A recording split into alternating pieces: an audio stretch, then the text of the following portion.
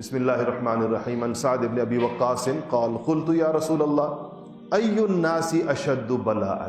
کتنا زبردست سوال کیا ہے سیدنا سعد بن ابی وقاص نے، عشرہ مبشرہ میں سے. کہا کہ میں نے پوچھا کہ یا رسول اللہ، لوگوں میں سے سب سے زیادہ آزمائش کس پر آتی ہے؟ بڑی پریشانیاں، بڑی تکلیفیں، بڑے دکھ کن لوگوں پر آتے ہیں؟ قال، آپ نے فرمایا الانبیاء. کن پر؟ نبیوں پر. سب سے بڑی پریشانی نبیوں پر آتی ہیں. ثم الامثل فالامثل، پھر جو اس کے بعد درجہ بدرجہ، یعنی جو نبیوں کے جتنا قریب جس کی زندگی ہوگی، امثل مثال سے ہے، یعنی جو قریب ترین نبیوں کے جس کی زندگی ہوگی اس پر اتنی زیادہ آئے گی، اور اس کے بعد پھر جو اس سے قریب ہوگا، جو اس سے قریب ہوگا، جو اس سے قریب ہوگا، درجہ بدرجہ اس طریقے سے آئے گی. پھر فرمایا اگلی بات دیکھیں، یبتلی العبد علی حسب دینہ، انسان آزمائشوں میں اپنے دین کے بقدر مبتلا کیا جاتا ہے. یعنی جتنا اس کا دین پختہ ہے اتنی آزمائش بعض اوقات سخت آتی ہے، کیونکہ وہ تحمل کر سکتا ہے. اور جتنا اس کا دین کمزور ہوتا ہے تو اس کے اعتبار سے، اس لیے اگر کوئی بندہ دنیا میں بہت ہی بے پرواہ اور بے فکر اور بے غم اور ہر قسم کی تکلیفوں اور دکھوں سے مبرہ قسم کی زندگی گزار رہا ہے تو یہ کوئی بہت زیادہ خوش ہونے کی بات نہیں ہے. آگے احادیث اس پر آ رہی ہیں کہ حدیث سے پتہ چلتا ہے کہ بعض لوگوں کو اس دنیا میں گرم ہوا بھی نہیں لگتی، اس لیے نہیں لگتی کہ آخرت کے بڑے عذاب ان کے منتظر ہوتے ہیں. اور بعض لوگ ایسے ہوتے ہیں کہ جن کو اللہ جل شانہ اس دنیا کے اندر خوب آزمائشوں میں مبتلا کرتے ہیں، اور وہ ایسے کرتے ہیں کہ دنیا سے پاک صاف کر کے ان کو اٹھاتے ہیں، آخرت کے اندر ان کے اوپر کوئی چیز نہیں آتی.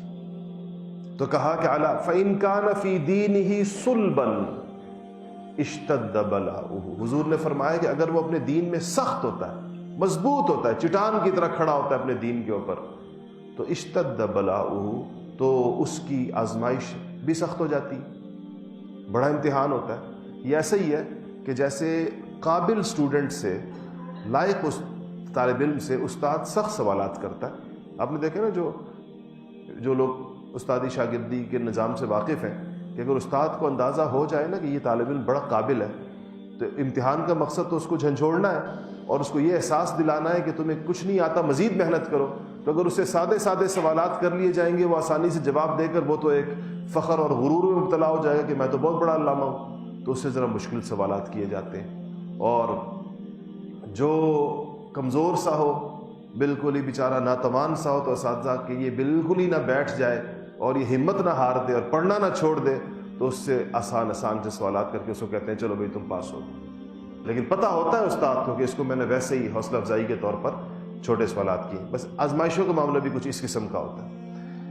اور کہا کہ وَإِن كَانَ فِي دِينِهِ رِقَّةٌ، اور اگر اس کے رقت نرمی کو کہتے ہیں کہ اگر اس کا دین نرم ہے تو پھر کیا ہوتا ہے؟ ابتلی علی حسب دینہ، پھر اس کو اس کے دین کے مطابق، یعنی آزمائش بھی اس کی ہلکی ہوتی ہے، چھوٹی چیز اس پہ ڈالی جاتی ہے. اور پھر فرمایا کہ فما یبرح البلاء بالعبد حتی یترکہ یمشی علی الارض وما علیہ من خطیئۃ. یہ وہ بات جو میں نے آپ سے کہی کہ آزمائشوں کا یہ دور رہتا ہے، یہ چلتا رہتا ہے، اور وہ زمین پر بھی بندہ چلتا پھرتا رہتا ہے، ان آزمائشوں کے ساتھ اپنی زندگی گزارتا رہتا ہے، یہاں تک کہ اس کے اوپر ایک گناہ باقی نہیں رہتا. یہ آزمائشیں اس کے تمام گناہ جھاڑ دیتی ہیں، تمام اس کے جو اس کی خطیئہ ہیں، خطائیں ہیں اس کی، وہ ساری کی ساری اس سے جھڑ جاتی ہیں. اور جب وہ دنیا سے رخصت ہوتا ہے تو اس کے دامن کے اوپر ایک چھینٹ بھی نہیں ہوتی. جب وہ رخصت ہوتا ہے تو اس کے اوپر کوئی گناہ سے ہوئے ہوتے ہیں لیکن آزمائشوں نے دھو دیے ہوتے ہیں. تو آزمائش اس اعتبار سے اگر دیکھا جائے دنیا میں بے شک تکلیف کا باعث ہے، لیکن یہ بات ہمیشہ یاد رکھیں کہ اللہ تعالیٰ کس